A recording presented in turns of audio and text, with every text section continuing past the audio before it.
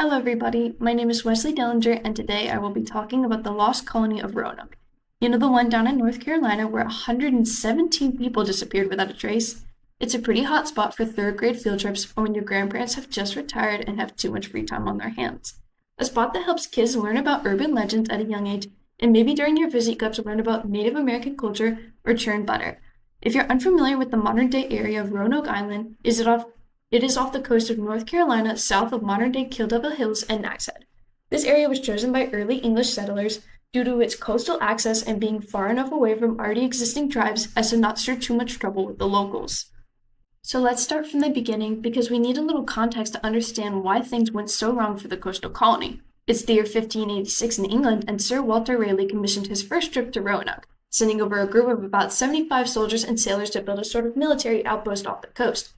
This first expedition was to scout for better locations and to put down more permanent settlements in the future, and also intended to rival the growing Spanish settlements further down south of Florida, as both Spain and England were kind of going toe-to-toe to get more settlements placed than the other by the end of the year. Yet that same year in 1886, they were forced to leave by a lack of resources, as well as being forced out by some of the local tribes in the area. Yet it's important to note that not all of the tribes were a part of this group, most important to note being the Carolina Algonquin, who saw the English as powerful allies. The Algonquin curious enough to even send two Native American locals back with them to England, these men being Mateo of the Croatoan tribe and Wanchi of the Roanokes, with their goal being to study and learn the culture of the Englishmen and report the information back home, which will be important later. Seeing as the first expedition didn't go as planned, of course it prompted Raleigh to try again because things went so well the first time, this time in 1887, and not only is it his third attempt at establishing a colony, but it's also the group of colonists that we will come to know as the Lost Colony. This time, he sent a total of 117 people, regular families rather than soldiers, in an attempt to create a more solid outpost, with the idea for this colony being that it could become a trading outpost for England rather than a military base. However, issues would erupt when one of the former Native Americans picked up at the end of the first trip wanted to see his relatives near the area of Roanoke, and they made the detour, with the colonists then finding the remains of 15 slaughtered soldiers long ago on the second trek.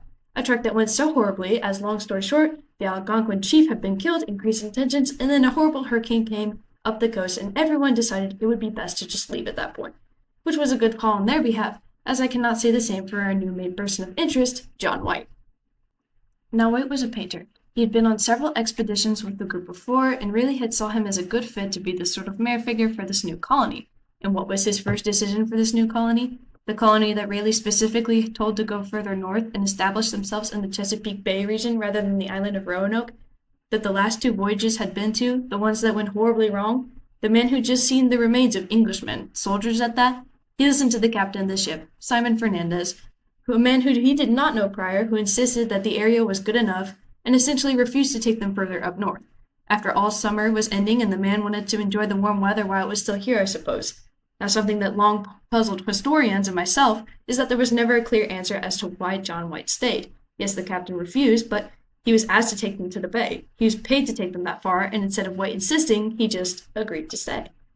Now staying in the coastal island of Roanoke towards the end of summer, White was able to make good terms when they arrived in Roanoke with the people of Croatoan, a neighboring tribe whose relevance would become the focal point of this story, with meetings being arranged between the colonists and the Croatoan Native Americans semi-frequently. Both parties wished to remain friendly as they saw each other for what resources they could provide. Yet this tribe would become very important as it was their name that was inscribed into the nearby tree that would be the only clue left from the missing colonists.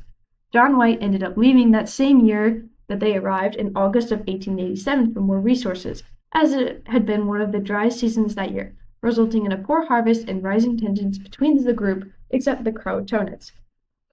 So not only are they in hostile territory, but they also come unprepared to this new world, so they were just having a great start so far. Upon returning to Roanoke, John White would find the place completely empty, which is exactly what you want to see when you've been gone for 3 years. No signs of struggle, no burials or mass graves, seemingly as if they had just gotten up and walked away, leaving no trace as to what their fate may have been. The only sign or clues that anything happened to the colonists was the word scribed into a nearby tree that read Croatoan. The word again having importance, as if the colonists had left, they were instructed to write the location of where they went in a nearby tree, as well as an upside-down cross if they were made to leave by force. Another major red flag is the fact that none of the buildings were disassembled, and most things had been left at the site. So with no signs of struggle or other clues, the word Croatoan seemed to be enough to know where the whereabouts of the colonists were. The returning party. The first few theories that emerged about the colonists were quickly disproven by historians due to the evidence surrounding the area of the colony. Disease was a first thought and was assumed by those who studied the disappearance, yet there were no graves surrounding the area. Then some assumed the colonists had eaten one another in an effort to survive the winter due to the lack of food. Yet again, no bones disprove this, and this isn't Jamestown. Yet the most popular ideas were that the colonists were captured or slaughtered by a nearby Native American tribe. The leading theory being that they had either reached out for help in an effort to survive the winter after John White hadn't quickly returned, good on John White, running into an unfriendly group and were killed in the process. The only issue with this theory is that it was not only ever confirmed, but no rumors ever came out about this happening, making it the leading theory, but yes, again, just a theory.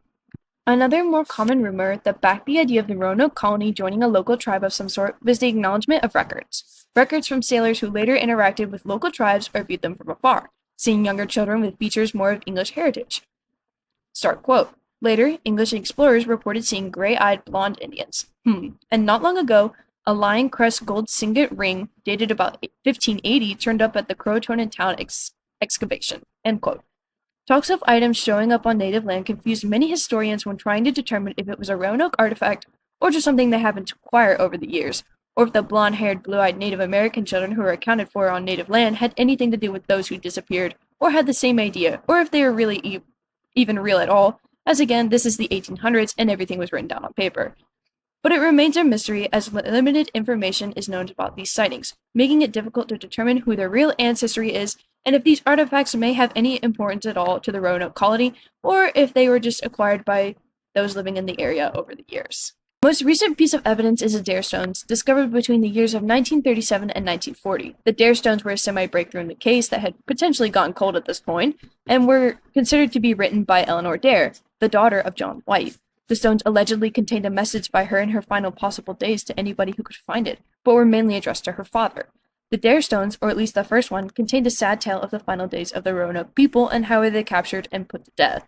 The story is that a Native American runner was supposed to run the stone back to Roanoke to let people know what happened to the colonists, but died in the process, leading it to be found near the Chowan River. However, there is some controversy surrounding these stones, as it is said that only the first stone is considered to be real, while the other 39 are potentially a hoax intended to make more money after the success of the first stone gaining so much traction and popularity, making the stones an important piece to the case, but tarnishing the authenticity of the first while all the fakes came to follow. The most enticing piece of evidence about this case also happens to be the most controversial. The Dare Stone discusses the tale told by the daughter of John White, talking about how the idea of most of the colonists passed away on the trek from the village and passed away from some sort of illness. She states how the rest of them are to die and have been captured by hostile Native Americans, that their daughter and their mother have already passed. This stone, if true, would be remarkable to the whole idea of Roanoke and what it truly means. It would give us an answer to what happened to 117 people who went up and disappeared, giving closure to America's longest-standing mystery. Yet sometimes it is up for debate on what the stone truly says, as the language it was used was lost to time, but mostly stands the same for all translations, with the death of the colonist and the family daughter always writing the stone. The Lost Colony of Roanoke paints a sad but informative mystery that has never had enough clues to solve. 117 people just disappeared without a trace, leaving many to wonder about the true fate of the colonists, with there being likely options but never a confirmed reason or truth to the cause of the disappearances. With the mystery continuing to this day, it's unclear what the conclusion may be, and we may never know the truth. The Lost Colony is an informative piece of history and one of the earliest mysteries.